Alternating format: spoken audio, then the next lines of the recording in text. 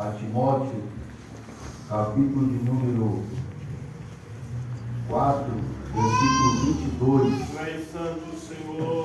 O último versículo da segunda carta do apóstolo Paulo a Timóteo.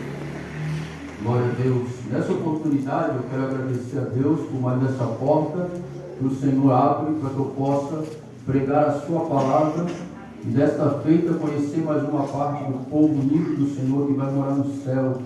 Agradeço a vida do presbítero irmão de Djalma pelo convite, pastor servo do Senhor Elson Vieira, não é isso? Pelo aval, que Deus abençoe essa igreja, que essa igreja continue avançando em fé e em amor, porque brevemente estaremos cantando o hino da vitória lá no céu, irmãos. Vale a pena servir ao Senhor. Diz assim a palavra de Deus, 2 Timóteo, capítulo 4, versículo 22. O Senhor Jesus Cristo seja com o teu espírito, a graça seja convosco. Amém. Vamos ler mais uma vez, irmão, para ficar bem gravadinho na tábua do nosso coração. O Senhor Jesus Cristo seja com o teu espírito, a graça seja convosco. Amém. Aleluia. Os irmãos podem tomar assento glorificando a Jesus Cristo nesta noite. Louvado seja o nome do Senhor. Irmãos, estamos diante de um desejo do apóstolo Paulo. Podemos dizer que provavelmente tenha sido o seu último desejo expresso nos escritos bíblicos, porque nós sabemos que Paulo não vai sair desse momento de aprisionamento. Essa é a última carta que Paulo escreve. Ele está na prisão romana chamada de Mamertina. Essa prisão é uma prisão de pedra. Essa prisão é um lugar escuro, um lugar úmido, um lugar hóspede. Mas Paulo não está simplesmente na prisão. Paulo está na masmorra, ou seja, essa prisão tinha as suas dificuldades. Para um preso de uma certa forma que outrora foi honrado, outrora teve um nome prestigiado, como militares e assim por diante.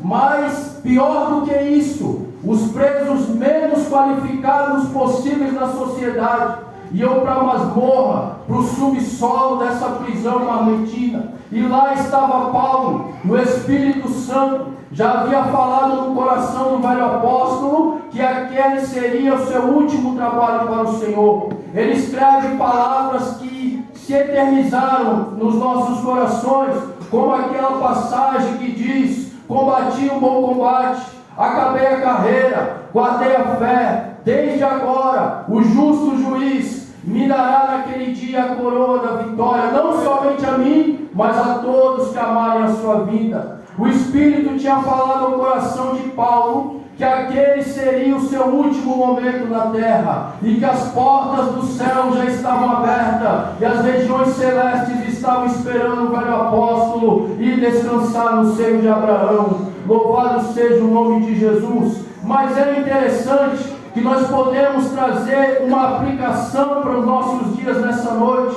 Estamos tratando de uma conferência ou de um culto de reflexão, de discipulado e evangelismo. Podemos dizer, sem medo de errar, que a relação de Paulo e Timóteo era a revelação de um discipulador e um discípulo. E o desejo de Paulo, ele fala muito quando a gente reflete de uma forma um pouco mais profunda. Paulo deseja a Timóteo que o Senhor Jesus Cristo seja como o espírito do novo obreiro do Senhor. Nós sabemos que temos em nosso ser, no nosso ser humano, um lado que é corpo, um lado que é alma e um lado que é espírito.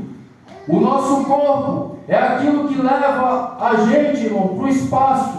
Nós vamos até onde o nosso corpo leva. A nossa alma é a sede do nosso intelecto e das nossas emoções. E o espírito do homem é a residência da presença de Deus. É no espírito humano que o Espírito de Deus habita. E é neste momento de comunhão que o Espírito clama: Abba, Pai, Paizinho querido. Então o apóstolo Paulo está dizendo para Timóteo: Timóteo, olha para mim, o teu velho discipulador, o teu pai na fé. Olha o meu corpo físico, eu estou debilitado. Foram muitas marcas na obra missionária. Eu sofri nudez, eu sofri naufrágio, eu sofri perseguição. Na carta que nós estamos meditando propriamente dito, Paulo cita muitos obreiros que abandonaram ele no meio do caminho. Inclusive, quando Paulo vai comparecer em juízo, ele se sente sozinho, ele se sente abandonado. Ele fala: olha, ninguém ficou comigo, eu me senti só. Nós vemos nas palavras de Paulo, como por exemplo, Timóteo, procura vir depressa, antes do inverno, traz a capa. Os melhores historiadores, os grandes estudiosos dizem que nesse momento, devido à umidade, devido àquela situação tão tétrica que Paulo estava vivendo, ele contraiu uma forte tuberculose e o velho apóstolo do Senhor estava muito friento ali naquele lugar, e ele clama por uma capa para se proteger. Essas palavras nos traz assim um momento difícil que Paulo estava vivendo. A sua carne, o seu físico estava debilitado. Ele escreveu em outro lugar que ainda que o nosso ser exterior se corrompa, quer dizer, as lutas, a idade, as limitações, elas trazem marca para a nossa vida. O reflexo não é o mesmo, meu pastor. A memória já não é a mesma. A força de ir, de vir, de andar não é a mesma. Começa a vir debilidades, começa a vir enfermidades. Ainda que o nosso homem exterior se corrompa, o homem exterior se renova dia após dia. E a proposta de Deus nessa noite para nós é uma renovação do nosso espírito.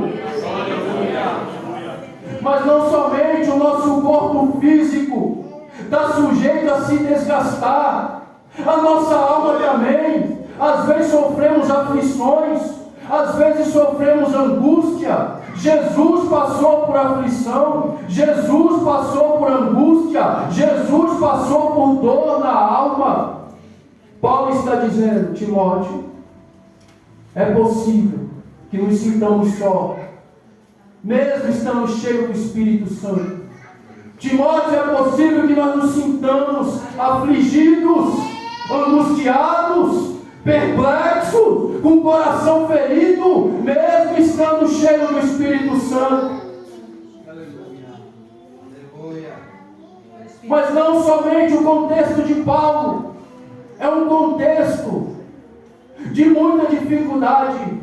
O próprio contexto do discipulando de Paulo, que era Timóteo, era um contexto de dificuldade.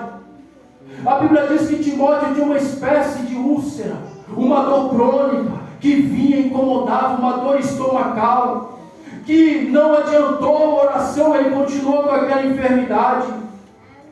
Nós podemos ter a inferência de que Timóteo, na frente da igreja de Éfeso, encontrou muita oposição. Ele era um rapaz muito novo, muito introvertido, e havia em Éfeso muitos falsos mestres que Timóteo ensinava, Timóteo ministrava, mas eles contradiziam o que Timóteo falava. Tudo isso para Timóteo trazia um baque na alma, trazia um baque nas emoções, trazia um baque, aleluia, porque ninguém aqui é super-homem nem Mulher Maravilha. E a nossa proposta nessa noite não é falar que a obra de Deus é você fazer a obra de Deus em meio a mil maravilhas. A Bíblia diz que aquele que semeia andando e chorando, chorando e andando, voltará sem dúvida colhendo os frutos do seu trabalho para a glória de Deus. Paulo está dizendo: Timóteo, você tem 1000 motivos para desistir. Aquela que é uma das suas poucas referências, ou a única referência, está nessa prisão, abandonado. Nero incendeia Roma, coloca a culpa nos cristãos, e Paulo, como um grande líder do cristianismo, é o inimigo número 1 do Império Romano. Então a sentença de Paulo era decapitação. Paulo está dizendo: Timóteo, tudo à volta, Timóteo, era para você parar. Daqui a algum tempo, Timóteo, eu não sei se meses, eu não sei se semanas, eu não vou estar mais aqui para te escrever carta. Aleluia, eu estou sentindo a graça de Deus aqui hoje. Daqui a um tempo, Timóteo, eu não vou dizer para ti: fortifica-te na graça, meu filho. Mas o último conselho que eu deixo para você, Timóteo: que o Senhor Jesus seja no teu espírito. A experiência que nós temos com Deus, irmãos, perpassa a nossa alma, é óbvio. Mexe com as nossas emoções, porque aqui ninguém é robô. Toca o nosso corpo. Mas ainda que na alma você diga: está doendo demais. Ainda que na alma você diga: é muita dor, é muita tristeza, é muita rejeição, ninguém acredita naquilo que Deus colocou na minha vida. Ainda que o seu corpo você diga: Jesus não cura a minha ferida. Jesus cura todo mundo, mas a minha enfermidade persiste. Eu vim aqui nessa noite falar para você que o segredo que Deus quer te usar está no espírito forte. É o espírito que precisa ser fortalecido essa noite. Jesus vai fortalecer o nosso espírito para que a gente faça a obra do discipulador e a obra do evangelizador. Jesus vai levantar pessoas cheias do Espírito Santo. As coisas podem não estar bem fisicamente. Eu não vim aqui trazer uma teologia da miséria, não, irmão. Jesus tem cura, Jesus tem saúde, amém. Jesus tem financeiro, Jesus tem sentimental, Jesus tem porta aberta, Jesus tem o melhor. Mas não é isso que deve ser o fundamento para a gente fazer a obra de Deus. Porque ainda que nada disso aconteça, se o Espírito estiver fortalecido em Deus, você vai cumprir a sua carreira, você vai acabar a sua carreira e dizer: eu guardei a fé. Como ser um discipulador, um evangelizador que Deus procura? Com o espírito fortalecido.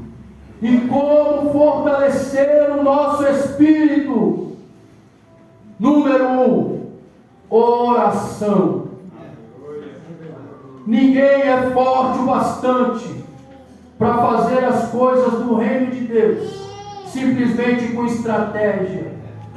Ninguém é forte o bastante para enfrentar o império do mal com o peito aberto. Jesus, que é o nosso exemplo maior, viveu uma vida de oração para nos ensinar que o ministério frutífero, o ministério de sucesso na presença de Deus, deve ser um ministério de oração.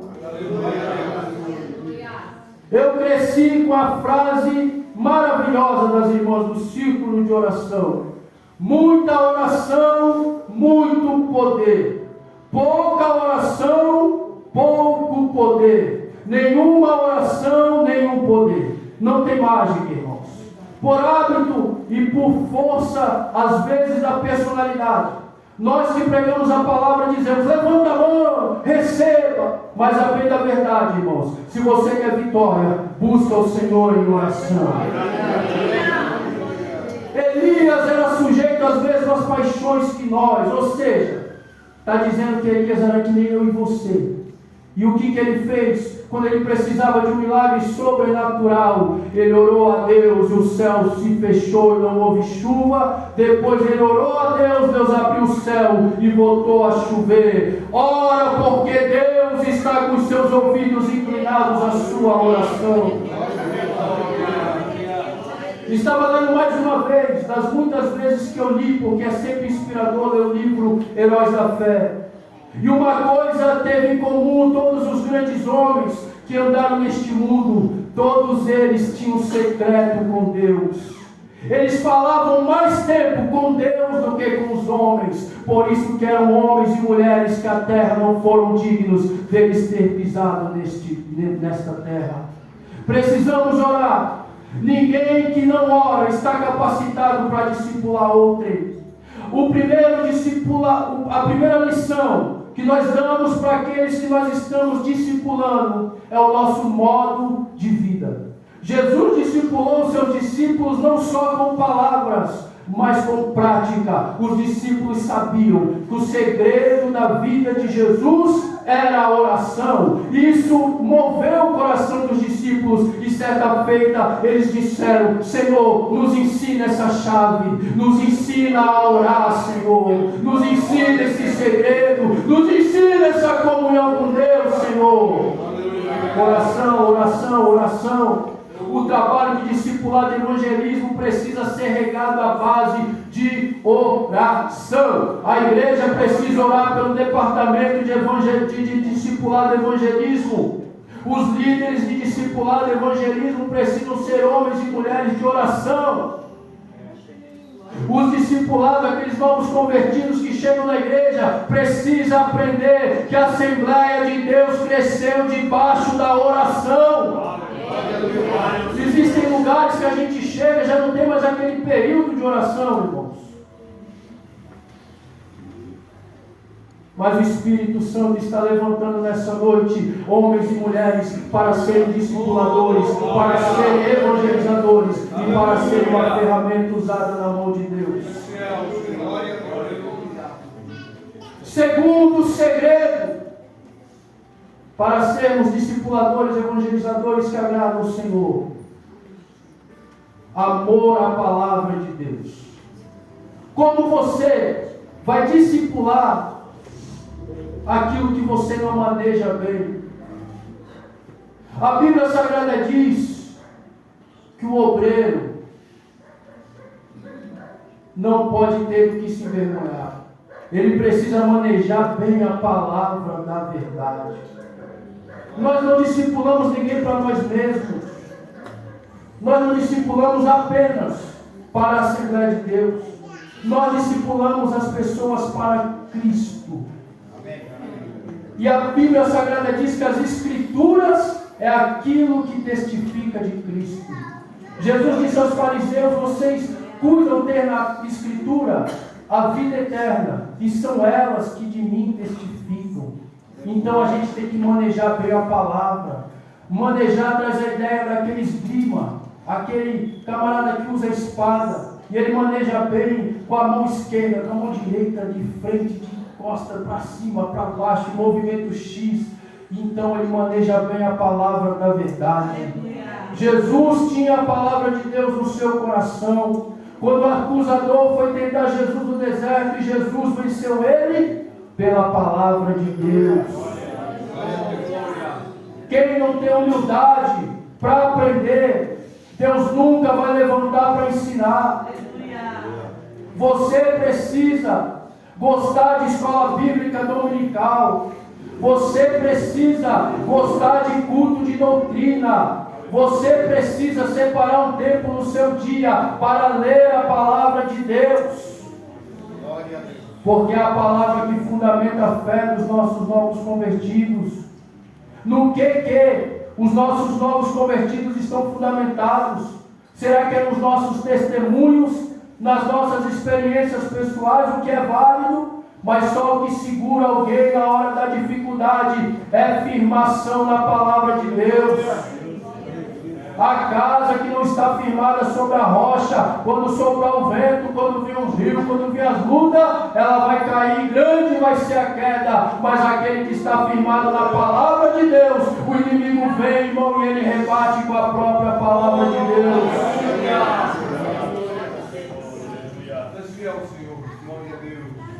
Estamos num momento de reflexão, para que o nosso trabalho de discipulado, de evangelismo seja eficaz, Paulo fala que a gente não pode ser como aquele lutador que venda os olhos e fica dando soco no vento, irmãos, sem eficácia, sem eficiência. Não, precisamos ter objetividade no trabalho, e o trabalho tem que dar fruto para a honra e para a glória de Jesus. Outras gerações passaram, irmãos, o bastão foi dado para a gente, a missão agora está na nossa mão. O mundo clama e nós temos a resposta que o mundo precisa, é Jesus Cristo.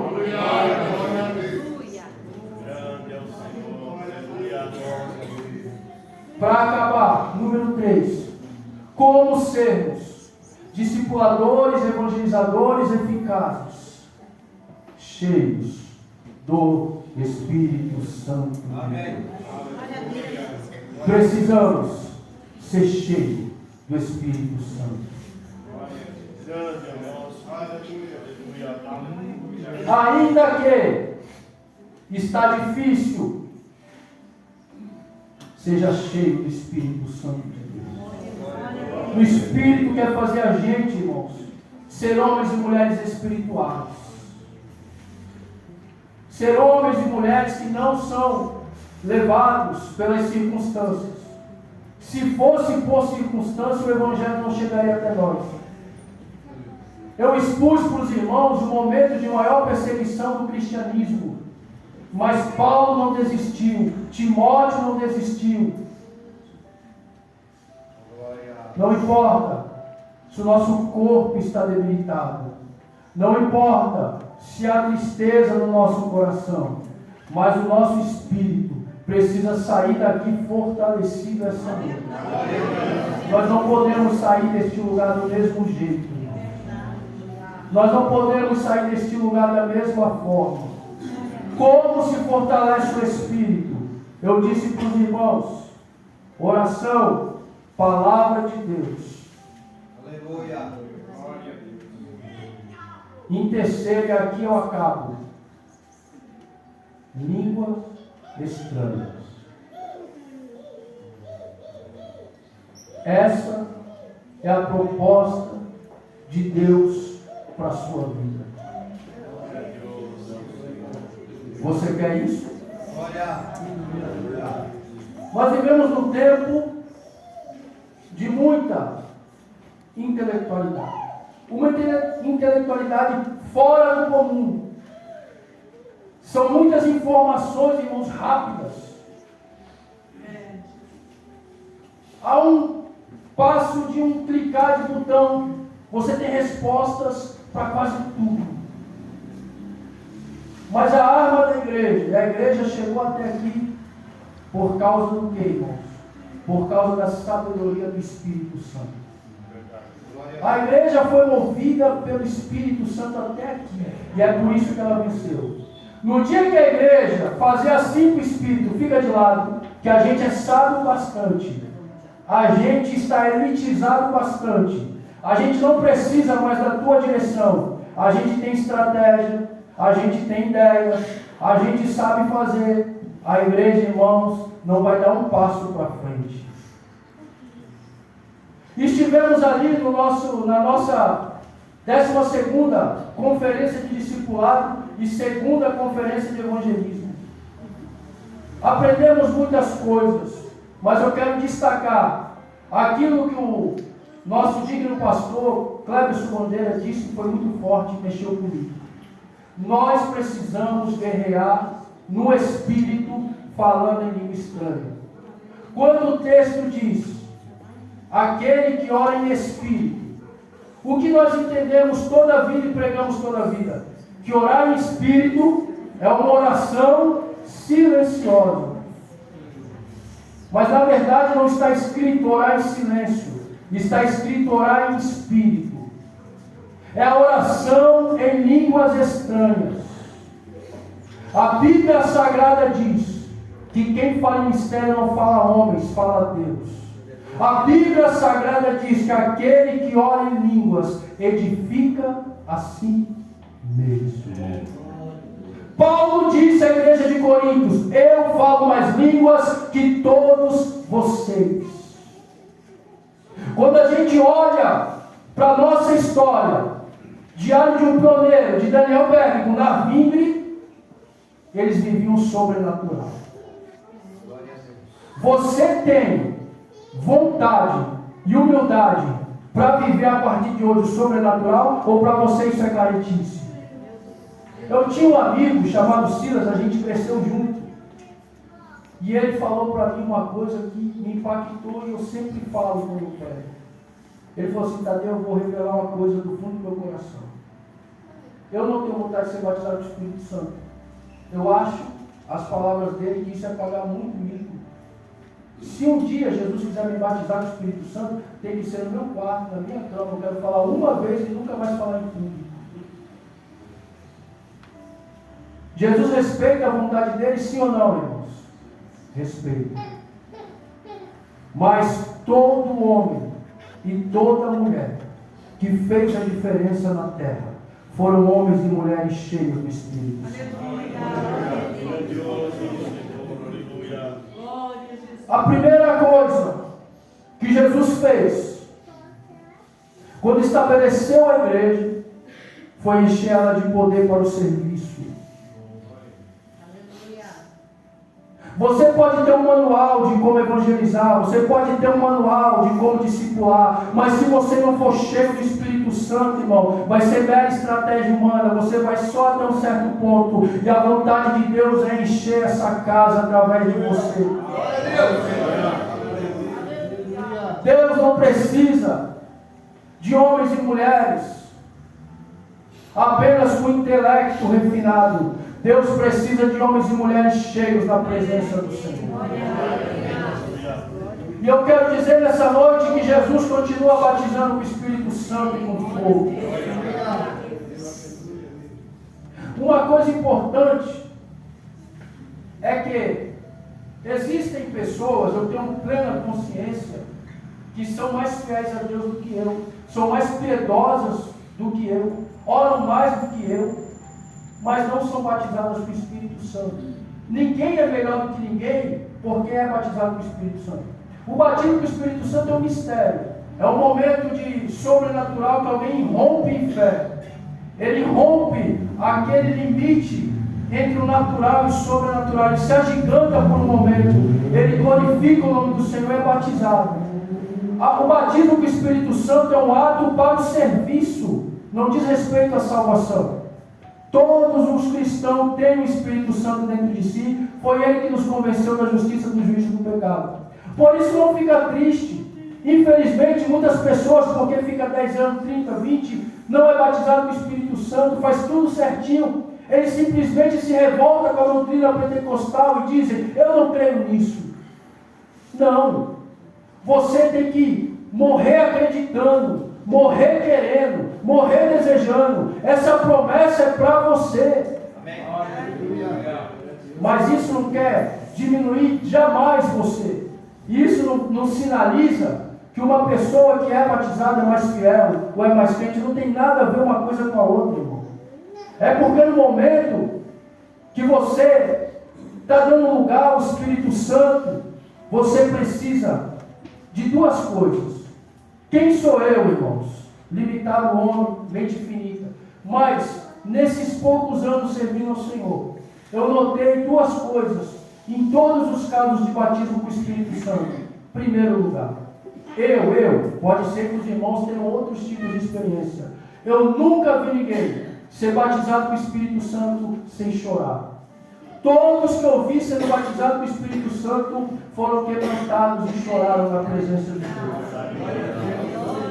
Uma segunda coisa que eu notei, eu nunca vi ninguém ser batizado sem abrir a boca e glorificar Jesus Cristo.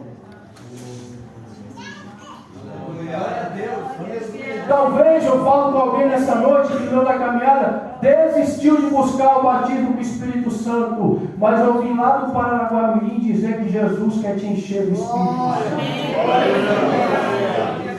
Talvez você é batizado com o Espírito Santo há muito tempo, você não fala língua estranha, mas aqui eu vim nessa noite dizer: desperta o dom que há em ti. O batismo com o Espírito Santo é um revestimento de poder que vem do céu, irmãos. Esse é o caso geral. Mas existem casos específicos de pessoas que pediram ao Senhor dons, buscaram Deus. Aí o dom está aí, a pessoa não usa. É uma ferramenta que não está sendo utilizada. Mas nessa noite Jesus quer que você desperte esse dom que foi entregue nas suas mãos. Aleluia.